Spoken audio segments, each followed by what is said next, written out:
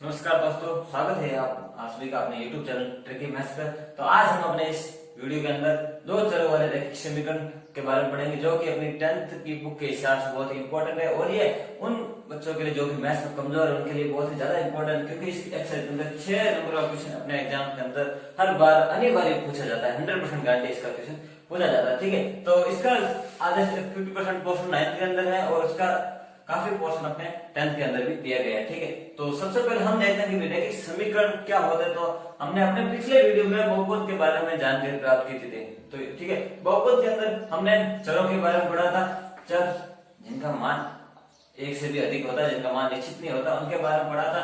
ठीक है, चरों के बारे में पढ़ा था। अगर अपने पास किसी भी चर की घात अगर 1 है तो वो अपना रैखिक बहुपद होता है, इसे हम रैखिक समीकरण कहते हैं। ठीक है, तो अब अपने पास कि जब दो चर आ जाए x और y के रूप में अपने पास समीकरण आ जाए, ठीक है, तो दो चरों वाला वो समीकरण कहलाता है जिसके अंदर दो चर होते हैं। ठीक है, और ऐसी दो समीकरण को कैसे सॉल्व करते हैं इसके के अंदर हमने पिछली क्लास के अंदर अपने वो प्रतिच्छेद विधि पढ़ी थी, उनके अंदर उनका और वज्रगुणन विधि भी पढ़ी थी उनको। और इस एक्सरसाइज का नाम सिर्फ एक आलेखीय विधि है।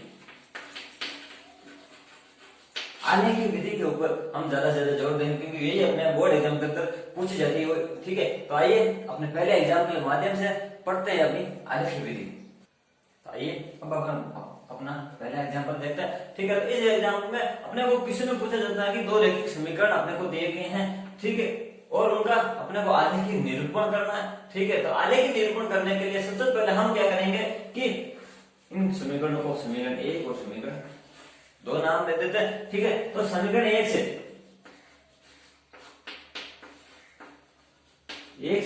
हम इनके हलों की एक सारणी बनाते हैं। ठीक है, तो जिसके अंदर x और y के मान हम सपोज करते हैं, मानते हैं कि यदि, ठीक है, तो इस समीकरण के हिसाब से अपने को दो मान निकालना होता है। ठीक है, प्रत्येक समीकरण के दो मान निकालने होते हैं और उन्हें हम आलेखीय निरूपण कर देंगे, जिससे अपने को समीकरण के हलों की प्रकृति के बारे में जानकारी मिलेगी। ठीक है, तो आइए देखते हैं। तो सबसे पहले अपने को अब हम मानते हैं कि यदि हम इस प्रथम समीकरण में y बराबर 0 कर दें, तो y बराबर 0 करने पर हो जाएगा 2x बराबर 10, अर्थात x बराबर के पास 5 आ जाता है। तो y बराबर 0 करने पर x बराबर 5 आ जाता है। ठीक इसी तरह हम x और y के और भी मान लेते हैं, जिससे अपने को एक पूर्णांक के रूप में मान मिलना चाहिए, ताकि अपने को आलेखीय निरूपण में कोई भी समस्या न रहे। ठीक है, तो अब हम अपना अगला मान देखते हैं। जैसे अपने y बराबर हम 1 रखते हैं, तो 1 रखने पर 2x, ये हो जाएगा 4y बराबर 10, ये इधर आएगा 2x बराबर 6x बराबर 3।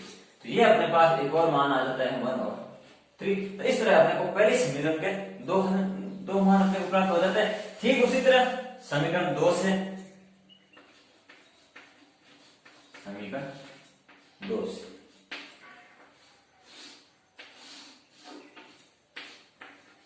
x और y। ठीक है, तो इसी तरह वापस अपने को इनके भी मान लेते हैं। ठीक है, तो सबसे पहले हम मानते हैं कि यदि y बराबर पुनः 0 कर लें, y बराबर अगर इसका मान 0 करते हैं तो x बराबर अपने पास आ जाता है 4। और यदि ठीक इसी तरह x बराबर अगर 0 हो जाए तो y बराबर हो जाता है ना 2। तो अब इन समीकरणों को अब हम आलेखीय निरूपण कर देंगे। ठीक है, तो आइए आलेखीय निरूपण में अपने पास दो अक्ष होते हैं, एक x अक्ष और एक y अक्ष। ठीक है, तो x अक्ष क्षैतिज के रूप में और ये y अक्ष। तो ठीक है, तो हमेशा अपने इस बाईं तरफ ये नेगेटिव वाला होता है और इस तरफ धनात्मक, नीचे की तरफ ये y डैश नेगेटिव और ये पॉजिटिव। ठीक है, तो अब सबसे पहले समीकरण 1 का निरूपण करते हैं। तो अब हम इनका निरूपण करते थे। तो सबसे पहले हम समीकरण 1 का निरूपण करते हैं। तो अपने पास x का मान 5 है, तो इसमें हम यहाँ पर 1 2 ये अपने को ग्राफ के अंदर दिए हुए होते हैं। ठीक है, इस तरह हम -1 -2 -3 ये अपने को ग्राफ के अंदर सीधा से दिए गए होते हैं और अपने को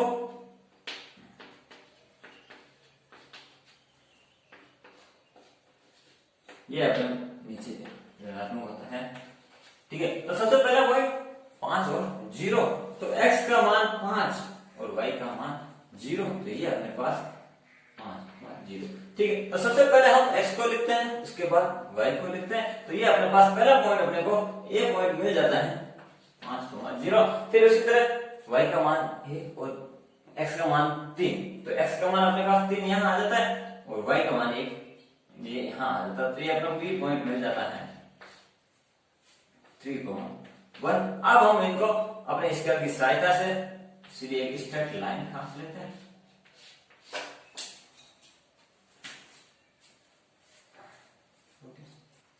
तो अपने पास अपना एक समीकरण आ जाता है, तो इस समीकरण के ऊपर हम दर्शा देंगे कि ये समीकरण 2x + 4y = 10। तो इस समीकरण की अपने को एक स्ट्रेट लाइन ये इस तरह से इसके 2 पॉइंट अपने को मिल जाते हैं। ठीक इसी तरह हम समीकरण 2 को भी इस आलेख पर निरूपण कर लेंगे। तो इसमें x = 4 और y = 0, तो x = 4 अपने पास ये रहा, तो इसे हम C पॉइंट नाम देकर 4, 0। दूसरा अपने पास पॉइंट है 0, x का मान 0, तो x का मान 0 अपने पास y x पे होता है, तो ये आ जाता है अपने पास D पॉइंट लिख लेंगे 0,2। अब पुनः इस लाइन को मिला देंगे। ठीक है, तो इस तरह से अपने को दोनों समीकरण का आलेख निरूपण हो जाता है। क्योंकि देखने में पता चला कि ये दोनों एक दूसरे के समांतर रेखा है, तो समांतर रेखा है इसलिए इनकी प्रकृति के बारे में आइए अब हम देखते हैं कि इनकी प्रकृति की कैसे जानकारी लेंगे। हम दोनों समीकरणों को सीधा देख के भी बता सकते हैं कि इनकी प्रकृति कैसे होगी, तो आइए देखते हैं अब आगे। ये था अपना आलेख निरूपण। तो अब हम देखते हैं कि अपने पास जैसे दो समीकरण है, जैसे a1x + b1y = c1, a2x + b2y = c2, ये अपने पास दो चरों वाले रैखिक समीकरण दिए गए। तो इनके हम हलों के बारे में सीधे जानकारी कैसे लेंगे। यदि दो a1 और a2 दोनों का मान b1 और b2 के बराबर नहीं है, तो इसका मतलब सीधा होता है कि अपने पास जो इसके हल प्राप्त होंगे वो अपने पास अद्वितीय प्राप्त होंगे। अद्वितीय का मतलब अपने पास केवल एक ही हल प्राप्त होगा और संगत हल होंगे। संगत हल का मतलब यदि किसी भी समीकरण के अगर एक से अधिक हल है तो उसका मान वह संगत हल होते हैं, और इस कंडीशन में अगर अपने पास एक हल प्राप्त हो रहा है तो वो जो उसकी आलेख के ऊपर जो अपने को रेखाएं प्राप्त होगी तो वो एक दूसरे के प्रतिच्छेदी होगी। ठीक है, तो इस तरह का क्वेश्चन अपने एग्जाम में 1 नंबर का क्वेश्चन पूछ लेते कि रेखा दो चरों वाले की समीकरण की हलों की प्रकृति के बारे में जानकारी दीजिए। तो अपने पास यदि a1/a2 और b1/b2 का मान बराबर नहीं है तो उनके हल एक अद्वितीय होंगे और संगत हल होंगे और रेखाएं प्रतिच्छेदी होगी। ठीक इसी तरह यदि अपने पास a1a2 = b1b2 is not equal to c1/c2, यदि अपने पास a1 और a2 का मान b1 और b2 के बराबर है तथा परंतु c1 और c2 का अनुपात इनके बराबर नहीं है, तो रेखाओं का हल अपने पास असंगत हल प्राप्त होगा। तो रेखाओं का अपने पास असंगत हल प्राप्त होगा। असंगत हल का मतलब अपने पास जो रेखाएं होंगी वो समांतर प्राप्त होगी, अर्थात समांतर रेखा है इसका मतलब वो आगे जगह कहीं प्रतिच्छेद नहीं करेंगे, तो इसके हल होंगे वो कोई भी हल नहीं निकलेगा, इसका कोई हल नहीं निकलेगा। तो आलेख निरूपण में हम इसको सीधा देख के बता देंगे कि इसमें अपने हल असंगत होंगे या समीकरण का हल निकलेगा या ना निकलेगा। ठीक इसी तरह यदि अपने पास a1/a2 b1/b2 c1/c2 तीनों का अनुपात बराबर है, तो इसका मतलब ये। तो अब अपने पास यदि तीनों का अनुपात बराबर है तो रेखाएं का हल संगत होगा। ठीक है, और असीमित अर्थात एक से अनेक सारे हल उसके होंगे और रेखाएं क्या होगी, समपाती होगी, समपाती होगी। अर्थात जो दोनों रेखाएं हैं वो एक दूसरे के ऊपर समपाती रहेगी, जिससे इसके एक से भी अधिक हल निकलेंगे। ठीक है, तो ये था अपना इनकी प्रकृति के बारे में। आइए अब हम अपनी एक्सरसाइज 4.1 का सॉल्यूशन करते हैं। आइए तो अब हम अपना एक्सरसाइज का पहला क्वेश्चन देखते हैं। कभी कभी पुरानी किताबों के हिसाब से देखेंगे तो ये अपनी तीसरी यूनिट के रूप में दी गई है और न्यू सिलेबस के हिसाब से देखेंगे तो ये अपनी चौथी यूनिट है। ठीक है, तो इसमें अपने को कोई भी कंफ्यूजन नहीं होना कि भाई तीसरी यूनिट है या चौथी यूनिट है। ठीक है, तो अपने को तो क्वेश्चन से मतलब है ताकि क्वेश्चन को समझना है अपने को। ठीक है, तो अपने को पहला क्वेश्चन है, ठीक है, जिसके अंदर अपने को दो समीकरण दिए गए हैं और उनमें उनकी प्रकृति के बारे में, हलों की प्रकृति के बारे में जानकारी लेनी है। तो सबसे पहले अपने को निकाल लेना कि भाई संगत है या असंगत है, उसके बारे में देखते हैं। तो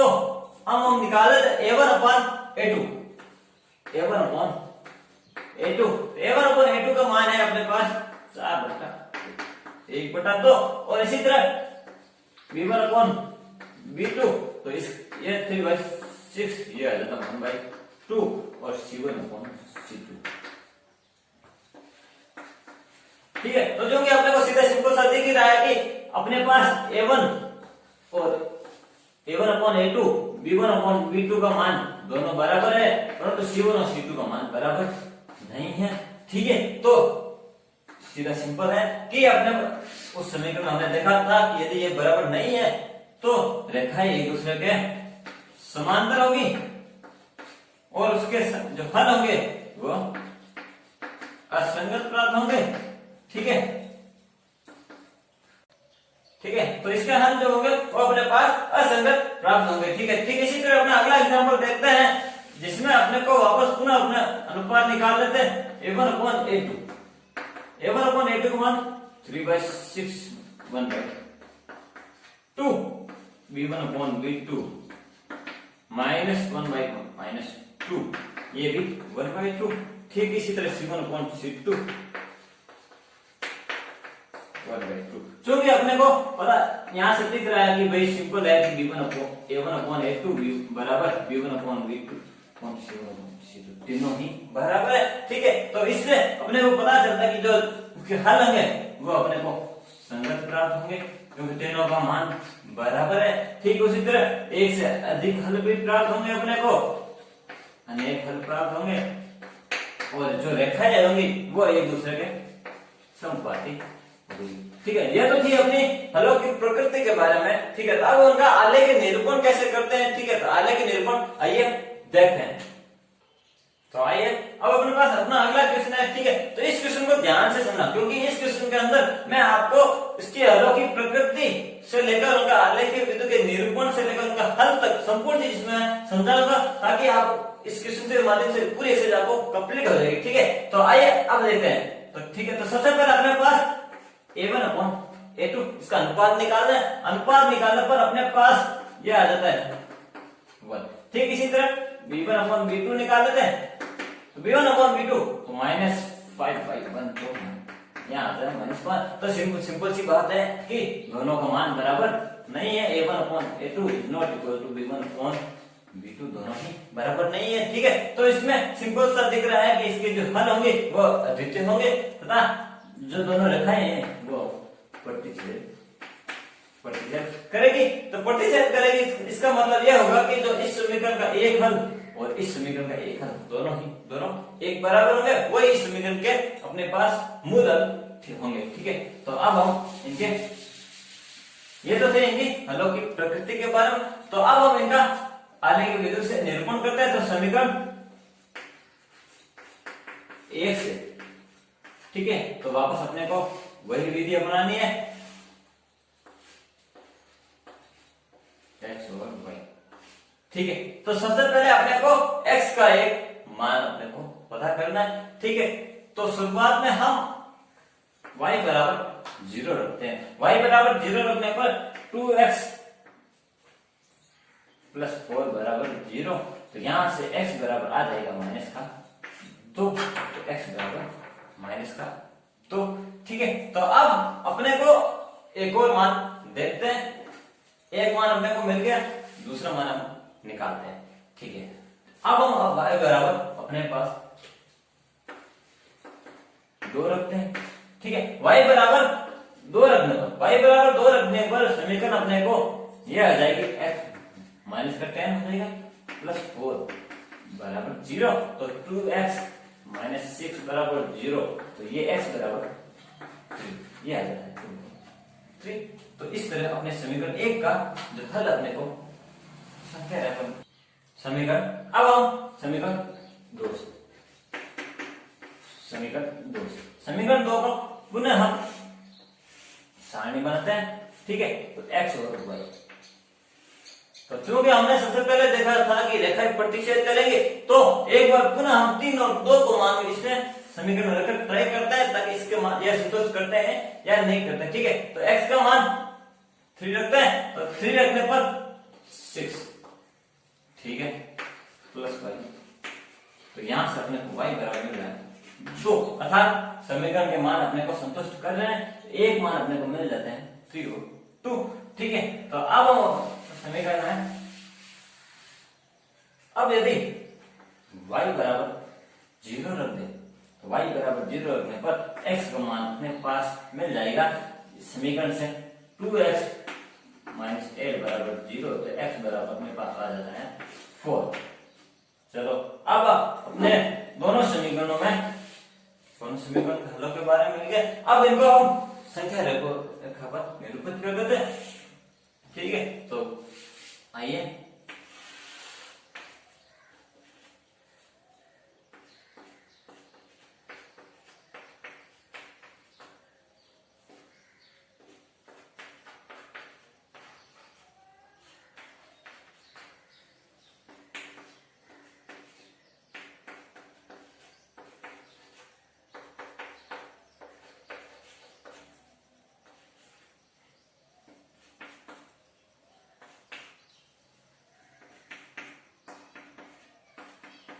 ठीक है, तो सबसे पहले हम समीकरण 1 को संख्या रेखा पर निरूपित करते हैं। तो समीकरण 1 में सबसे पहले x बराबर -2, तो x का मान -2 अपने पास ये रहा। ठीक है, और y का मान 0, तो y का मान 0 कहां पर होगा, x अक्ष पर हमेशा y का मान 0 होता है। इस बात को अपने को नोट कर लेना है, याद में रखना। ठीक है, -2 और 0। ठीक, उसी तरह अब x का मान 3 प्लस का और y का मान 2, तो ये अपने पास यहां आ जाता है, बी पॉइंट आ जाता है 3 और 2। तो अब इन दोनों को हम मिला देते हैं। ठीक है, तो अब इस समीकरण को हम दर्शा देंगे कि 2x माइनस 5 बराबर प्लस 4 बराबर 0। तो ये इस समीकरण की संख्या रेखा पर निरूपित होता है। ठीक उसी तरह समीकरण 2 को भी दर्शाते हैं। समीकरण 2 का एक पॉइंट 3 और 2 सेम है अपने पास। ठीक है, इसे हम सी नाम, और दूसरा पॉइंट अपने पास 4 और 0, तो x का मान 4 है,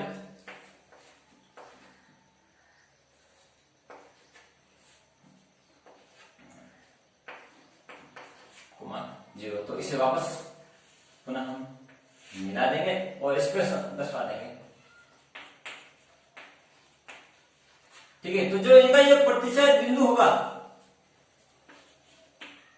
3,2, तो यही इस समीकरण का हल हो जाता है। तो अपने पास x बराबर 3 और y बराबर 2 इन दो रैखिक समीकरणों के हल मिल जाते हैं। ठीक है, तो अब अपने पास कभी कभी अपने को पूछा जाता है कि y एक्स पर वो बिंदु ज्ञात कीजिए। ठीक है, तो y एक्स पर बिंदु ज्ञात कीजिए जहां पर ये रेखाएं काटती है। तो y एक्स पर वो बिंदु निकालना है, तो y एक्स पर बिंदु निकालने पर हमेशा ध्यान रखना है वहां पर x का मान हमेशा अपने को 0 करना है। तो समीकरण 1 में x बराबर 0 करने पर, तो x बराबर 0 करने पर ये अपने पास -5/4 बराबर 0, ये अपने पास y बराबर मिल जाता है 4/5। तो पहला अपने पास एक मान होगा कि 0 और 4/5 पर एक रेखा इस पर कटेगी y एक्स पर, और समीकरण 2 से x बराबर 0 करेंगे तो y बराबर 8 आएगा। तो ये 2 पॉइंट संख्या रेखा पर जो दो रेखाएं हैं y एक्स पर काटेगी। ठीक है, तो अब अपने को यहाँ अपनी एक्सरसाइज 4 कंप्लीट हो जाती है। अब अपने पास आती है अस्मिकाएं। तो अस्मिका के बारे में जानकारी लेते हैं। तो अब है अपने पास अस्मिकाएं। तो अस्मिकाएं वो होती है जैसे अपने पास दो चरों वाले समीकरण होते हैं, यदि उन समीकरणों में अपने को कहीं पर लेस देन ग्रेटर देन या greater than equal to less than equal to ये चीज अपने को समीकरण के अंदर दर्शाई गई हो तो वो अपनी अस्मिका, जैसे x plus y is greater than 0, तो ये अपनी अस्मिका होती है। ठीक है, तो इन अस्मिकाओं का हल भी इनका आलेख निरूपण की विधि से वो इनका हल करेंगे। तो वो सेम तरीका वही अपना जो हमने पिछली साधारण दो चरों वाले समीकरण को हल किया था, ठीक उसी तरह उनका भी हल करेंगे। तो इनमें सबसे इंपॉर्टेंट बात यह है कि यदि अपने पास x और y दोनों को मान रखने पर यदि कथन सत्य साबित हो, अगर कथन सत्य साबित हो रहा है तो इसका मतलब होता है जो इसके हल होंगे संख्या रेखा से, हल अगर सत्य है तो मूल बिंदु से और होंगे, और यदि कथन अगर अपने पास असत्य हो जाए तो उसके हल होंगे वो हल क्षेत्र अपने पास मूल बिंदु के परे की ओर होगा। तो ये कैसे होगा ये देखते हैं, क्वेश्चन से अपने को समझ आएगा। जैसे अपने पास सिंपल सा एक क्वेश्चन है जिसमें x इज ग्रेटर देन या इक्वल टू 2 हो रहा है। ठीक है, तो अब हम अपने पास इनका आलेख निरूपण करना है। ठीक है, आलेख विधि से इसको हल करना है। तो आइए अब देखते हैं, यदि x बराबर अपन 0 रखें तो 0 इज लेस देन 2। ठीक है, तो ये होगी 0 2 से बड़ा नहीं हो सकता, नहीं इसके बराबर होगा। ठीक है, तो बराबर इसका मतलब ये कथन असत्य साबित हो रहा है। तो इसका जो हल होंगे, हल जो अपने पास हल क्षेत्र में मिलेगा वो अपने को मूल बिंदु से परे मिलेगा, तब मूल बिंदु से दूसरे विपरीत दिशा में होगा। जैसे अपने पास या x बराबर 1 और 2। ठीक है, ये अपना x अक्ष है। ठीक है, तो अब देखते हैं कि x बराबर 2 है तो पॉइंट अपने पास 2,0 हो जाता है, तथा y का मान 0 है तो y का मान 0 अपने पास x अक्ष पे होगा और अपने को एक y एक्स के समांतर एक स्ट्रेट लाइन प्राप्त होगी। ठीक है, तो ये अपने पास x बराबर 2 की ये समांतर स्ट्रेट लाइन प्राप्त हो रही है जो कि कथन असत्य है। तो जो इसका हल क्षेत्र होगा वो मूल बिंदु से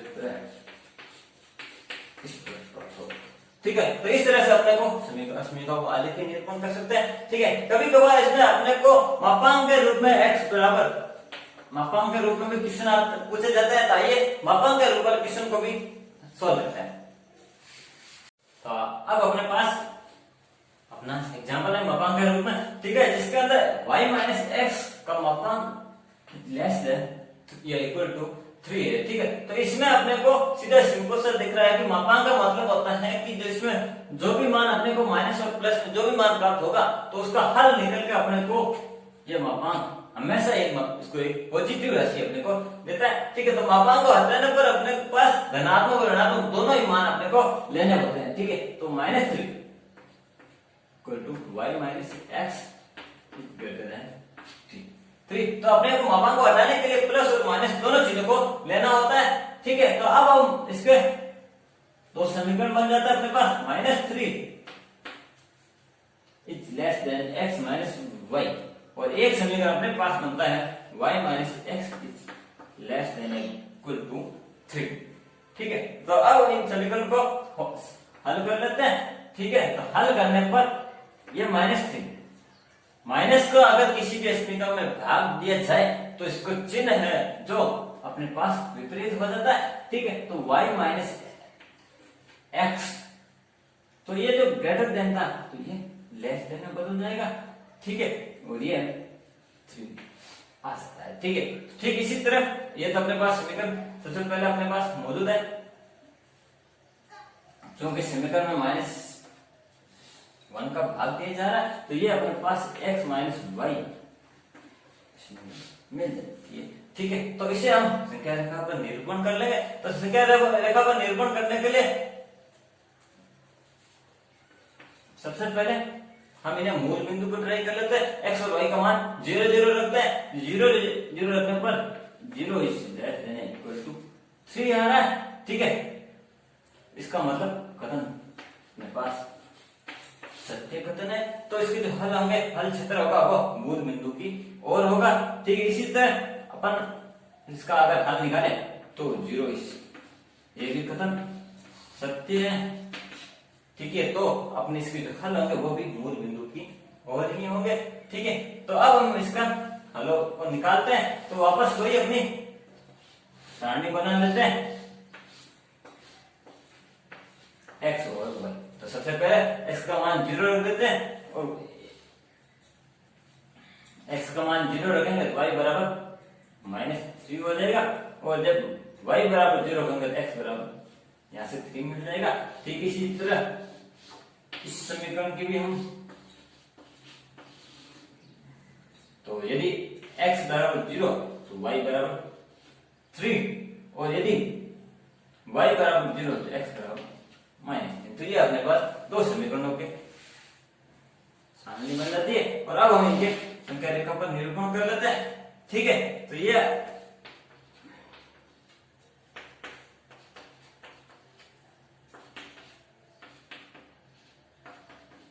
तो सबसे पहले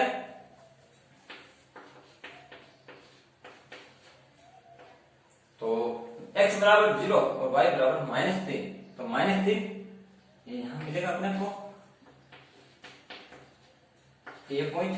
ठीक, इसी तरह x बराबर 3, 0, तो ये अपने पास प्रथम रेखा का हल लिखा जाता है। ये अब हम इस संख्या रेखा पर अपने समीकरण को दर्शा देते हैं, समीकरण को दर्शा देते हैं। तो x - y इक्वल टू, ठीक है, ठीक इसी तरह द्वितीय समीकरण को भी हल कर लेते हैं। ठीक है, तो x बराबर 0, तो x बराबर 0 अपने को वापस y x पर मिलेगा, तो ये अपने पास 0,3। ठीक, इसी तरह x का मान -3 यहां मिलेगा अपने को 0। तो अब इन दोनों को पुनः संख्या रेखा में मिलाएंगे, अपने को दोनों समीकरण मिल जाते हैं। ठीक है, तो ये अपने पास इस y - x 0। तो अब अपने को चूंकि दोनों ही कथन सत्य हैं, तो इनका हल क्षेत्र वो भी मूल बिंदु की ओर होगा। ये अपने पास मूल बिंदु है।